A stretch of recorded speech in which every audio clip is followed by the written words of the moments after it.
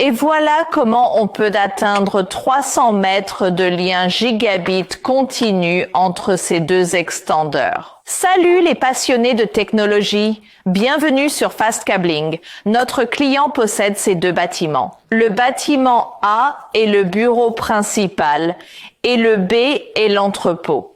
La distance est d'environ 300 mètres, mais ils veulent tout sur un réseau alimentant caméra IP, accès et téléphone VoIP dans leur entrepôt. Mais ils ne veulent pas tirer de fibres et ils ne veulent absolument pas ajouter un répéteur PoE tous les 100 mètres. Alors la grande question, peut-on avoir un lien PoE gigabit stable sur toute la distance d'un coup? Commençons par le problème.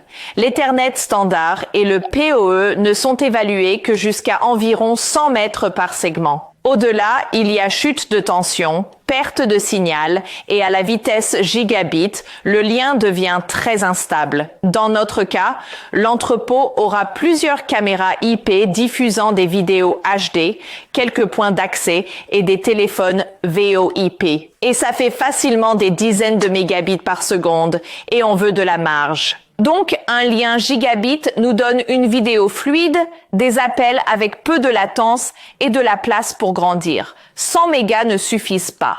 Nous désirons le plein débit gigabit jusqu'à l'entrepôt. Si vous essayez de faire passer un câble Ethernet direct de 300 mètres depuis le commutateur PoE du bâtiment A jusqu'à nos caméras IP au bâtiment B, on le branche, l'alimentation est là, mais le voyant de lien clignote. C'est la chute de tension et l'intégrité du signal qui nous pose problème. 300 mètres, c'est poussé bien au-delà de la limite. La fibre résoudrait ça. Mais pour ce projet, creuser n'était pas permis et le coût de l'équipement fibre et des sous-traitants était exclu. Nous avions donc besoin d'une autre approche. Voici donc notre réponse, un kit d'extension PoE gigabit de 300 mètres. Dans le kit, vous avez deux extendeurs PoE gigabit. Voyez-les comme un point médian intelligent pour le courant et les données. Chaque extenseur supporte II 802.3 AT et gère le PoE+, tout en passant le trafic gigabit. Et ils participent à la négociation PoE de chaque côté. Cet extendeur peut gérer la classification correctement des deux côtés. Ils reçoivent le PoE, le nettoient, puis renvoient un nouveau PoE en aval. Idem pour les données. Il génère le signal gigabit pour qu'à l'arrivée à l'entrepôt, il soit toujours fort et stable. Et c'est ainsi que nous pouvons étendre jusqu'à un maximum de 300 mètres de liaison gigabit continue entre ces deux extendeurs. Maintenant, regardons notre configuration complète. Maintenant, installons. Dans le bâtiment A, on utilise ce switch PoE WebSmart. Il est déjà connecté à un NVR. Puis, je vais utiliser un court cordon de raccordement, le connecter à un port PoE et directement à notre extendeur PoE gigabit. Normalement, vous branchez le câble sur le port d'entrée. Mais pour nos kits d'extension, on va faire autrement. On va le brancher sur le port de sortie à la place. Maintenant, nos deux extendeurs sont classés IP77, ce qui veut dire étanches à la poussière et protégés contre l'immersion. Et c'est super important, parce qu'on les monte à l'extérieur entre les bâtiments. Puis on va utiliser le câble Ethernet de 300 mètres pour se connecter au port d'entrée. Donc, on a entrée face à entrée. Maintenant, la longue portée extérieure est là où il faut faire attention. À 300 mètres, la qualité du câble fera ou défera vos performances. Vous voulez donc du 4.5E ou 4.6 UTP, des conducteurs en cuivre massif, pas en cuivre, argile, aluminium. Parce que ces câbles de mauvaise qualité présentent une résistance plus élevée, ce qui entraîne une plus grande chute de tension et un risque accru que votre appareil PoE grille à l'extrémité. Et lorsque vous terminez le câble, et le faites passer dans notre extendeur, assurez-vous que le joint en caoutchouc est bien placé. Puis vous devez utiliser une clé pour serrer fermement le col et le presse-étoupe. Parce que serrer à la main, ce n'est généralement pas assez. Vous voulez qu'il soit bien ajusté pour que l'eau ne puisse pas pénétrer avec le temps. Maintenant, faisons-le. Pour accélérer l'installation, je le retire. Encore une fois, entrée face à entrée. Connectons-nous donc au port d'entrée de notre extendeur. Puis, en utilisant un autre court cordon de raccordement, pour le connecter au port de sortie.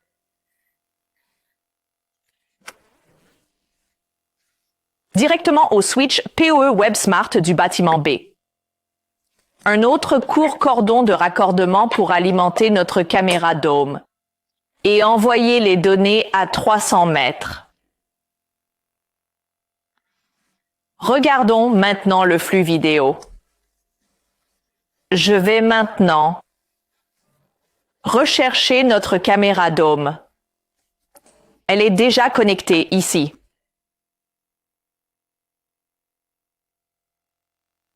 Je vais donc agiter la main. Vous pouvez constater que nous recevons le flux vidéo en direct à 300 mètres de distance. Nous avons donc réussi un lien d'1 gigabit entre nos bâtiments. Pas de clignotement, pas de coupure. Pour le prouver, on fait un test de vitesse rapide. Ici, au bâtiment A, nous avons déjà connecté notre commutateur PoE WebSmart à un serveur. Et tout le reste demeure inchangé. Nous avons notre kit d'extension au milieu, avec 300 mètres de câble entre les deux. Et dans le bâtiment B, nous avons notre ordinateur portable déjà connecté à l'autre commutateur PoE. Maintenant, je vais lancer notre test de vitesse. Je lance le démarrage.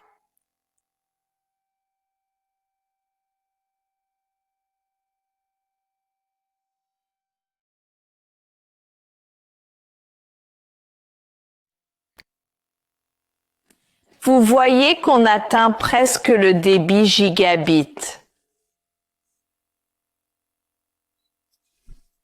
D'ailleurs, ce kit d'extension est compatible avec les switches PoE d'autres marques aussi, tant qu'il supporte l'IEE 802.3 et le gigabit.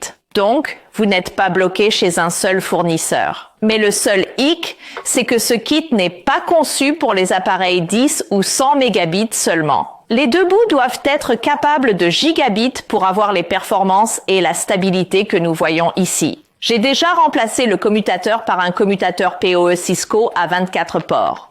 Et voici le port de liaison montante gigabit. Mais comme le port de liaison montante n'est pas un port PoE, nous l'avons connecté à un injecteur PoE afin de pouvoir envoyer du PoE à notre extendeur ici. Et on voit sur le moniteur qu'on reçoit le flux vidéo en direct.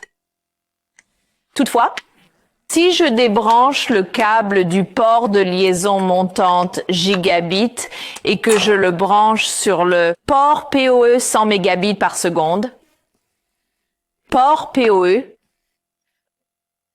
alors nous verrons que la vidéo ne fonctionnera pas.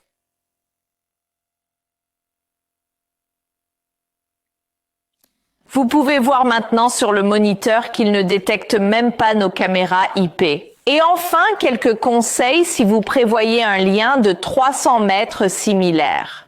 Premièrement, évitez de chaîner les extendeurs. Beaucoup de gens pensent que plus d'extendeurs impliquent plus de distance, mais ce n'est pas le cas. Chaque extenseur a un délai de régénération et un autre point de défaillance unique. Et ce kit est conçu pour aller jusqu'à 300 mètres entre ces deux unités. Alors, tenez-vous-y. Deuxièmement, pensez toujours à la protection contre les surtensions sur les longues lignes extérieures. Nous pouvons placer un parasurtenseur près de notre bureau principal et un autre près de notre entrepôt. De cette façon, nous obtenons une couche de protection supplémentaire contre la foudre et les surtensions électriques qui peuvent suivre le câble. Et troisièmement, utilisez les diagnostics et la surveillance de votre commutateur PoE géré pour surveiller l'alimentation et l'état de la liaison. Ceci peut détecter automatiquement si notre appareil cesse de répondre ou s'il y a une sous-tension. Et ils peuvent redémarrer le port pour vous.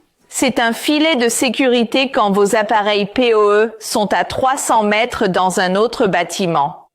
Et voilà, nous venons de construire un réseau PoE gigabit de 300 mètres entre deux bâtiments sans fibre et sans devoir installer un répéteur tous les 100 mètres. Si vous avez trouvé cette vidéo utile, n'oubliez pas de l'aimer et de vous abonner. Merci beaucoup d'avoir regardé. Je vous verrai dans la prochaine.